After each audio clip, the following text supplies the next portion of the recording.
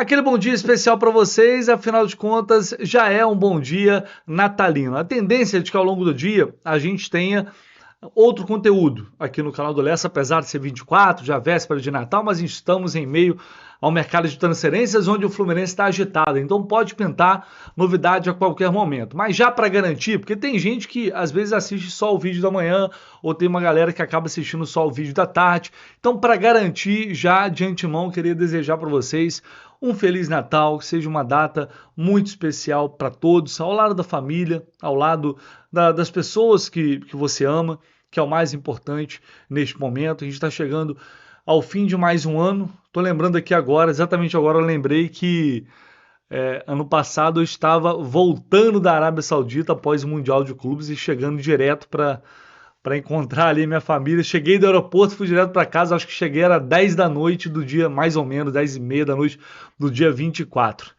Como foi diferente esse ano, né? Mas sobrevivemos, né? Quando a gente fala de Fluminense, foi um ano de sobrevivência. Então agora é a hora da gente respirar e aproveitar os bons momentos, né? Aproveitar aquilo que a gente tem de melhor nessa vida, que é a nossa família, as pessoas que a gente gosta de estar perto, as pessoas que nos amam, as pessoas que a gente ama. Então que seja uma data muito especial para todos vocês, um Feliz Natal, de muito amor, de muita felicidade, de muita alegria para você e para toda a sua família.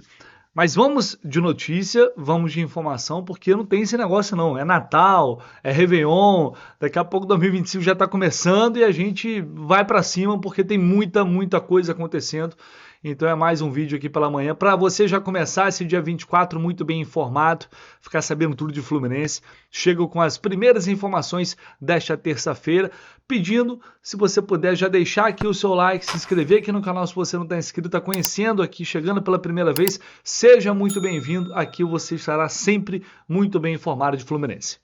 E a barca do Fluminense está ganhando mais passageiros, senhoras e senhores. Eu não sei se vai ser, provavelmente não vai ser a barca que a gente esperava, aquela barca, talvez não aquela reformulação, mas aos poucos as coisas estão acontecendo. E essa notícia é muito boa, né? Menos um...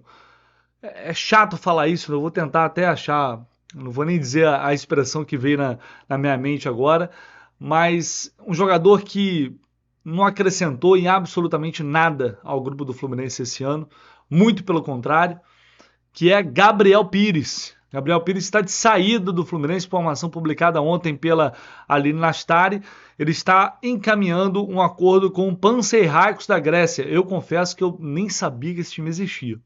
Com todo respeito, Panathinaikos da Grécia é o destino do Gabriel Pires. Tem contrato até o final do ano e para selar essa transferência será necessária uma rescisão amigável, né? Amigável, vocês me entendem.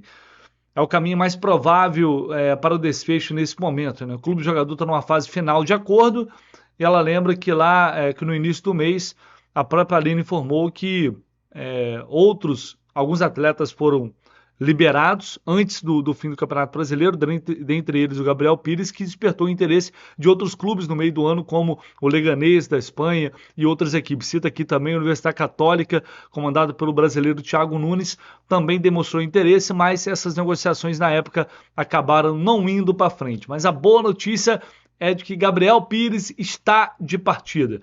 Esse era um jogador que tinha que obrigatoriamente fazer parte dessa barca, só que você tem que encontrar um destino para ele. E aí depende de alguém se predispor a pagar o salário, que não é barato, e assinar um vínculo com o Gabriel Pires. Finalmente parece que isso aconteceu depois de todo um segundo semestre, aliás, toda uma temporada, na verdade, onde o Gabriel Pires parece que veio para fazer ali uma pós-graduação, um doutorado, né, no departamento médico do Fluminense. Depois passou metade do ano, ou mais da metade do ano, indo para o CT, treinando, voltando para casa, indo para o CT, treinando, voltou para casa. E o salário caindo na conta, que obviamente não é culpa dele, está fazendo o trabalho dele.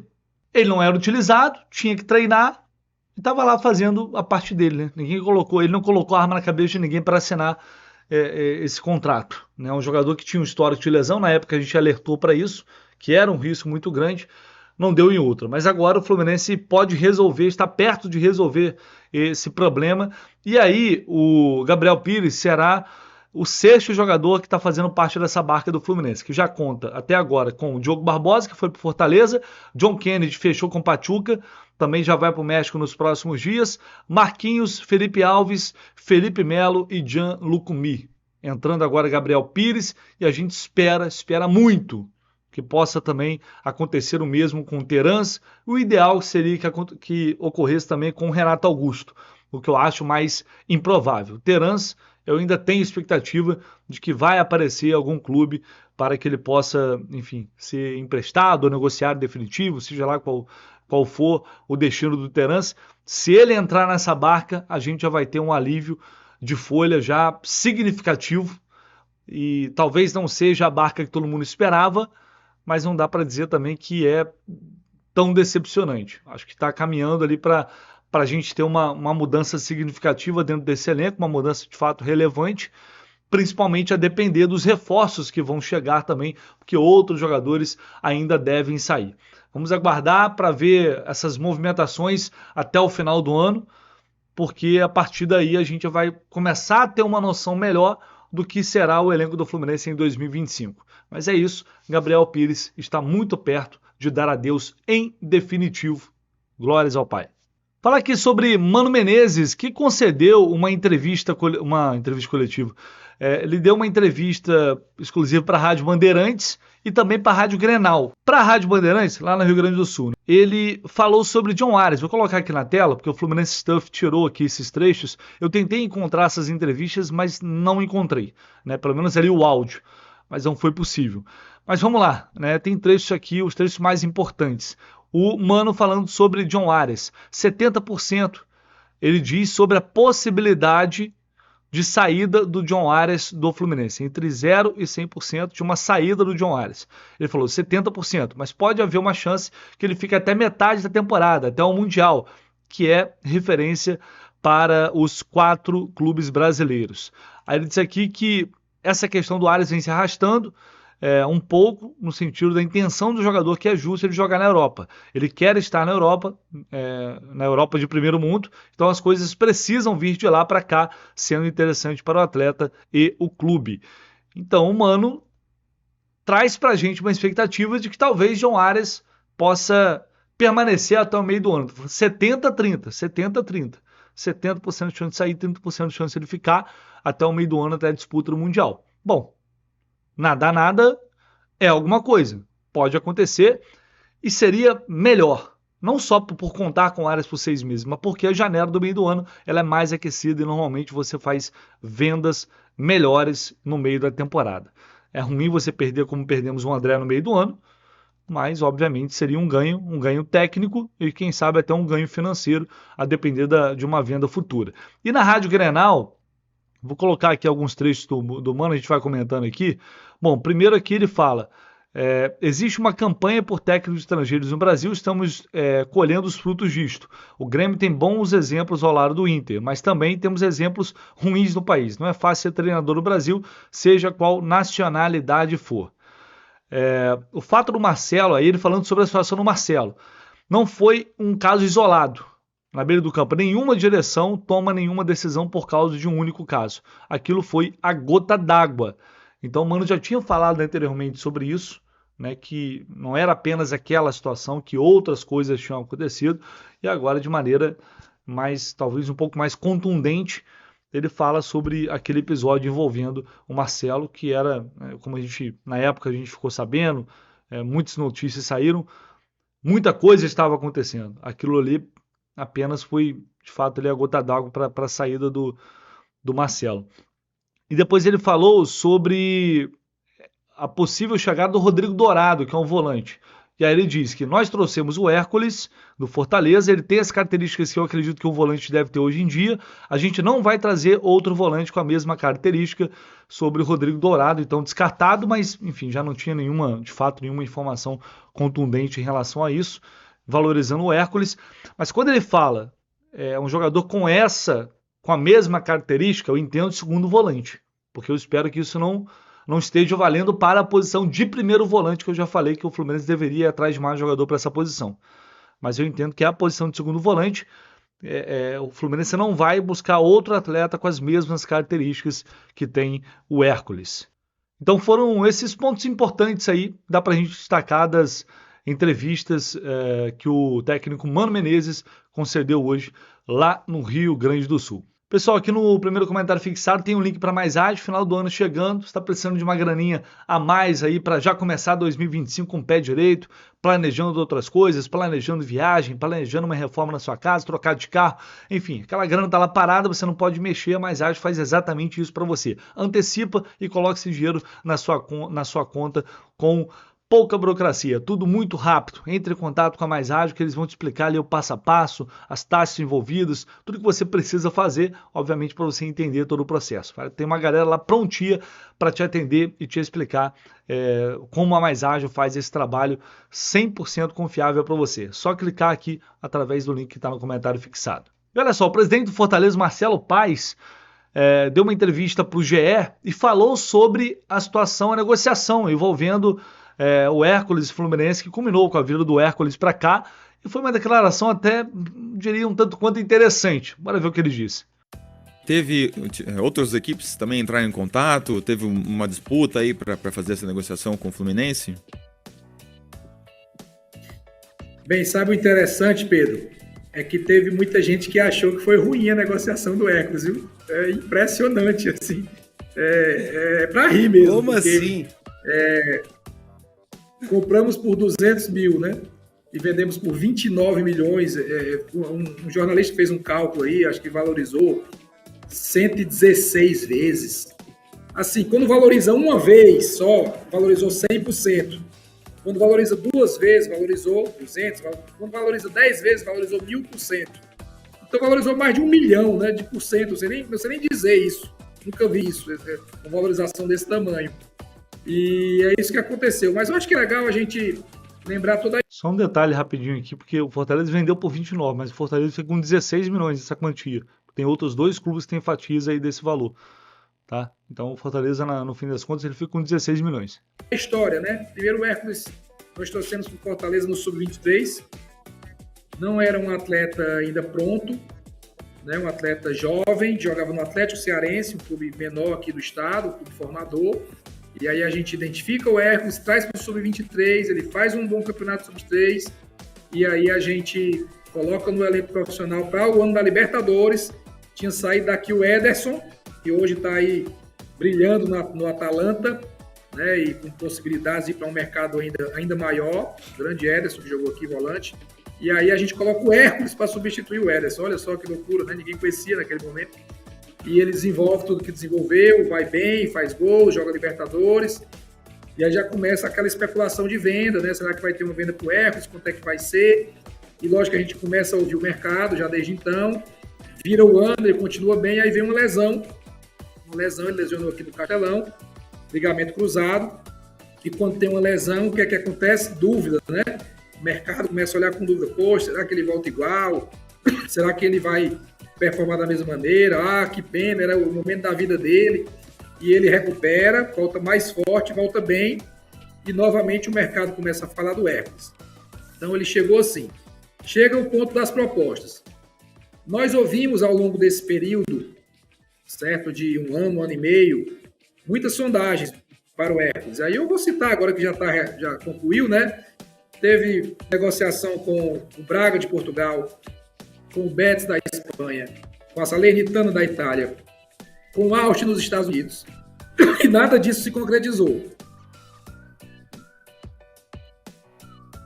Nada disso concretizou.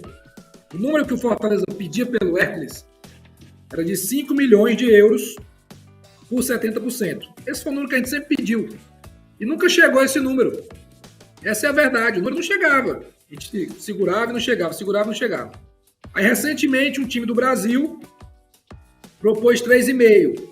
Eu disse, não, 3,5 eu não vou fazer. E voltei com 4,5, já que eu sabia que 5 não estava andando. E esse clube não sinalizou os 4,5. E aí, numa conversa com o Mário, do Fluminense, meu amigo, e a gente bate bola, troca ideia, Ele disse, pô, 4,5 eu vou. E aí negociamos o fluxo, um fluxo mais favorável ao Fortaleza, ele aceitou e o negócio saiu. Então essa é a história do negócio. Tentamos 5 milhões de euros por bastante tempo, não veio e trabalhamos em mercados diferentes e fizemos por 4,5, que entendemos ser uma ótima venda. É a maior venda da história do Fortaleza. 70%? Mas acredito que em algum momento essa venda vai ser superada, em algum momento, talvez ano que vem, talvez mais para frente. Mas em termos de negócio, eu acho difícil ser superado. Um negócio que você investe 200, 250 mil e vende por 29 milhões. Então eu acho que esse aí dificilmente vai ser superado. E ficamos ainda com 30% de negociação futura. E o Fluminense é um clube que tem histórico de vendas, né? Vendeu recentemente o André, o Alexander, mas um passado não tão distante, Gerson, Pedro, Ayrton Lucas. Então acredito que ainda na próxima venda a gente fature bem. Bom, então parece ter sido tudo muito simples, na real, né? Tudo muito simples. O Marcelo Paes negociou com todos esses clubes, não chegou à proposta que ele queria, ele baixou o pedido para 4,5 milhões de euros, e numa conversa com o Mário, ele falou que chegaria no valor. Por esse valor, o Fortaleza faria. Então, foi algo aparentemente muito rápido, feito no sigilo, né, que não vazou, uma negociação direta ali entre os presidentes, por isso eu acredito que não tenha vazado também mas poderia ter vazado através de um empresário, né, por exemplo, através do staff ali do Hércules. Mas talvez tenha sido tão rápido que não deu tempo nem de vazar. E aí essa negociação foi concretizada. É claro que é uma operação que tem um lucro para o Fortaleza, óbvio que tem um lucro gigantesco, mas é como o Fortaleza foi buscar esse jogador para o Sub-23, não é bem para a base, mas quase isso, né? Pegou muito jovem. E aí, a partir do momento que o cara se firma no profissional e ele se destaca, não faz o torcedor, não tá, mas pegou por 250 mil, não importa, mas poderia ter vendido melhor no entendimento do torcedor, porque por Fortaleza, se é uma venda aqui no Fluminense, se sai um volante desse aqui no Fluminense, por esse valor, o Fluminense ficando com 16 milhões, ia ter uma gritaria danada falando que foi um absurdo, uma venda horrorosa, bizarra, ridícula e tal, Fluminense, doa xerém, pá, aquela coisa toda. Então o Fortaleza não ficou com 29 milhões, valorizou esse tanto, mas ficou com 16 milhões. Enfim, isso também é problema deles, isso não é problema do Fluminense. Acho que o Fluminense pagou um valor justo para o jogador que pela idade que é um atleta com características que o time precisa hoje. Então acho que está dentro do valor do mercado, que é o mercado do futebol brasileiro hoje em dia. Mas tá aí, né? Os bastidores dessa negociação, como aconteceu, revelado pelo Marcelo Paes, presidente do Fortaleza. E só para a gente fechar aqui, rapidinho, René, lateral do Internacional, mais um dos nomes sondados, que o Fluminense entrou em contato como possibilidade para a lateral esquerda, mas ele deve renovar com o Internacional. Informação também exclusiva da equipe Jornada KTO 1902, nossa apuração exclusiva, René deve renovar com o Inter, apesar do interesse do Fluminense, está descartado internamente, neste momento está descartado o René como opção para lateral, tá? E o Zé Rafael, o jogador que o Fluminense tentou a contratação, vem tentando, se interessa, mas tem uma situação bem encaminhada com o Santos. Informações vindo da imprensa paulista ontem é de que ele está caminhando para fechar com o Santos. Vamos ver se isso vai se confirmar. Um jogador que a gente tinha expectativa de que pudesse vir e que agregaria bastante. Mas o Mano falou, né?